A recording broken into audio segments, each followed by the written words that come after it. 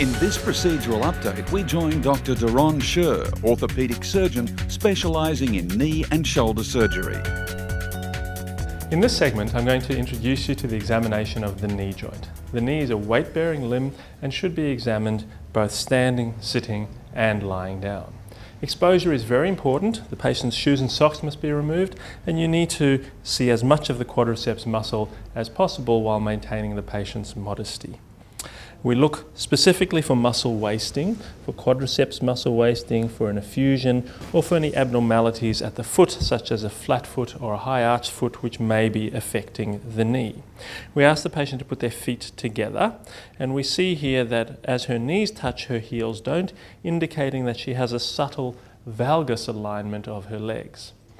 If the heels were together and the knees were apart, that would be a varus alignment, somewhat like a cowboy riding a horse.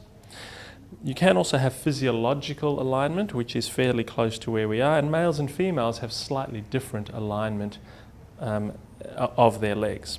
Having inspected from the front, we would ask the patient to turn around, keep going, and we inspect from the back. Again, looking for hamstring muscle wasting, popliteal fossa swelling, seeing that the popliteal creases are at the same height, looking for calf muscle wasting and any problem with the hind foot.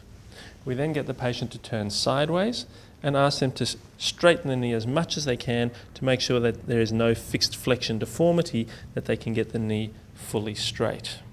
Being a weight-bearing joint, we ask the patient to go for a walk, and we watch for a limp or any abnormality. Please turn around and walk back to me. Very good. The phases of gait are the heel strike, the flat foot or stance phase, the toe off, and then the swing through, which is on the other leg. And particularly if a patient has a painful leg, they will have a shortened stance phase, which is called an antalgic gait.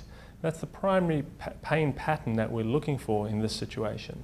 There are also other ones like a short leg gait or a stiff leg gait, which are important to look for, but an antalgic gait is the shortened stance phase that we particularly look for. Having had the patient walk, you then ask them to sit down. This is slightly different because we're not doing look, feel, move in the situation, because we want to see the patient's flexion, range of motion and feel their patellofemoral joint before we formally lie them down and examine them by palpation. In this situation, what I want to do is touch the patella and ask the patient to straighten out the knee. Lift your leg up in the air, and I see whether it achieves full extension or not, and I feel for any crunching in the kneecap. Leg back down again for me. The other thing that I do is check to see whether the patella tracks laterally, that there might be some instability. So if they straighten the leg up again, and I watch for the patella to track outwards over here, called J tracking of the patella. Bend your leg back down again. Thank you very much. Once we have the patient lying down, we can inspect more closely for any scars or sinuses, and we can watch the patient's range of motion. So if I could ask you just to bend your knee up for me as far as you can, and then come back down. So you can see that she has a comfortable full range of motion, which is going to be useful later for when I'm going to test her range of motion. The next thing is to feel, and I'm going to feel each anatomical structure. So I feel the patella around all of its edges, and it's important to be watching the patient's face during this phase of the examination because you're looking for pain. And if I'm looking over somewhere like this and the patient grimaces, I'm going to miss that. So always look up at the patient when you're palpating each of these areas. So that's the patella ligament, the tibial tubercle. I then flex the knee, and I just control the patient's foot with my leg over here. I'm now going to palpate the rest of the structures. The medial femoral condyle, and again, I'm looking at the patient while I'm doing this. The medial joint margin, the medial tibial condyle, the pes anserinus bursa, the lateral tibial condyle, the lateral femoral condyle, the lateral joint margin, the proximal tibiofibular joint. Having completed the examination of the knee inflection, the last thing to do is, in 30 degrees of extension, let the leg relax, palpate the lateral joint margin over here, again looking at the patient's face. Now this is a very sensitive test for lateral meniscal pathology because in this position the lateral meniscus is somewhat extruded and quite painful. By the time you flex the knee up to 90 degrees, that meniscus can drop back in and not be painful anymore, and there is a chance of missing the diagnosis of a lateral meniscal tear. We'll come back down and look for an effusion now. An effusion or swelling of the knee is never normal. There should be less than 5 mils of fluid. There are 3 increasing tests that you can do looking for an effusion. The first is the wipe or swipe test. What you do is you wipe the fluid from the knee into the suprapatellar pouch. That clears this gutter of any fluid at all. You then want to wipe the fluid back into the knee by taking it out of the suprapatellar pouch and watching for a bulge at that part of the knee. This is for a small effusion. If you get a larger effusion, you won't see the fluid flow and therefore the wipe test won't be useful for you. If there's a medium effusion, then what you need to do is be able to cross-fluctuate. So you bring the fluid down from the suprapatellar pouch, put your fingers and thumbs on either side of the knee, and then squeeze backwards and forwards, feeling for the fluid flowing underneath your fingers. As a very small effusion won't give you cross-fluctuation, and a very large tense effusion won't give you cross-fluctuation because the fluid can't travel. So the last thing to look for is what's called a patellar tap, and that's when there's a very large effusion. If you milk the fluid down from the suprapatellar pouch underneath the patella is now sitting up off the femur.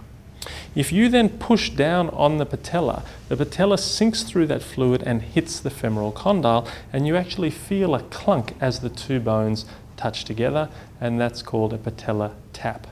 There has to be enough fluid to separate the patella from the femur, so in a medium or small effusion, this will not be useful. If any of the tests is found to be positive, there's no point trying to do one of the other tests because they're unlikely to be positive, and then you can grade the effusion into small, medium, or large. Palpating the medial joint margin, you look for tenderness of the meniscus, and I'm looking at the patient's face the whole time I'm doing that. I then abduct and externally rotate, and again feel for that meniscal tenderness, and this point here is typically where the patient goes ouch, and that's how you know that they have a meniscal tear. While you're there, you check the MCL femoral insertion and MCL tibial insertion, and you do the same thing for the lateral collateral ligament. We then go through the anterior and posterior draw. We make sure that the hamstring tendons are relaxed, that the tibia is sitting in line with the femur where it should be, and we pull anteriorly on the tibia. In this situation, there's less than 1 millimeter of translation. If we're going to do a posterior draw, we need to be sure that the starting point is correct. So using the thumb sign, we feel the tibial condyle is sitting in front, and we push backwards, looking for a sag posteriorly. We then move to the Lockman test. The Lockman test is the most sensitive test to use when looking for an anterior cruciate ligament injury. It's done with the knee bent at 30 degrees of flexion, as seen in this photograph, making sure that the patient's heel rests comfortably on the examination bench. Essentially, the thigh is held still while the tibia is pulled forward and the amount of movement is noted.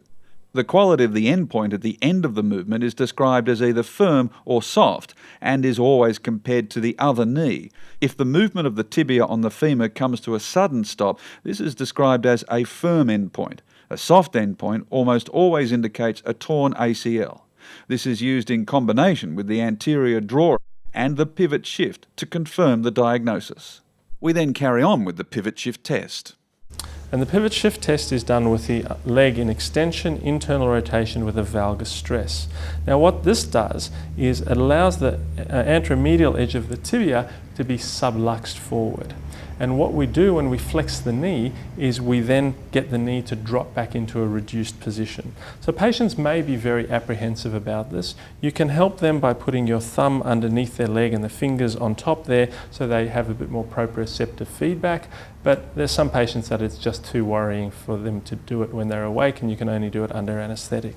But generally speaking, internal rotation valgus, look there, and as the knee goes beyond 30 degrees, you'll see the pop as that tibia, which has been subluxed, drops back into an anatomical position. You've been watching another Medical Observer procedural update. Medical Observer brings life to medicine.